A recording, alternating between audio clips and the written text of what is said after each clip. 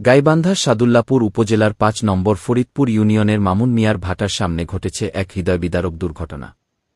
আজ বুধবার দুপুরে ইটভাটার জন্য মাটি বহনকারী একটি ট্রাক্টর হঠাৎ নিয়ন্ত্রণ হারিয়ে রাস্তায় থাকা প্রায় ৭০ বছর বয়সী এক বৃদ্ধের উপর দিয়ে চলে যায়। এতে ঘটনাস্থলেই ওই বৃদ্ধের মর্মান্তিক মৃত্যু হয়। স্থানীয় প্রত্যক্ষদর্শীরা জানান, দুপুরের দিকে ট্রাক্টরটি ভাটার দিকে যাচ্ছিল। এ সময় রাস্তায় পাশে দাঁড়িয়েছিলেন ওই বৃদ্ধ। হঠাৎ ট্রাক্টরটি পেছনের দিকে আসতে গিয়ে তাকে ধাক্কা দেয় এবং মুহূর্তের মধ্যেই ট্রাক্টরের চাকা বৃদ্ধের মাথার উপর দিয়ে চলে যায়। দুর্ভাগ্যজনকভাবে মাথা তেতলে যায়, ঘটনাস্থলেই প্রাণ হারান তিনি। এমন ভয়াবহ দৃশ্য দেখে এলাকাবাসী হতবাক হয়ে যায়। তারা দ্রুত দৌড়ে গিয়ে ট্রাক্টরটি থামানোর চেষ্টা করলেও কিছুই করার ছিল না।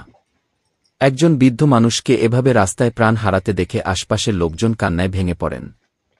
এলাকাবাসী আরও জানান, এই ঘটনার আগে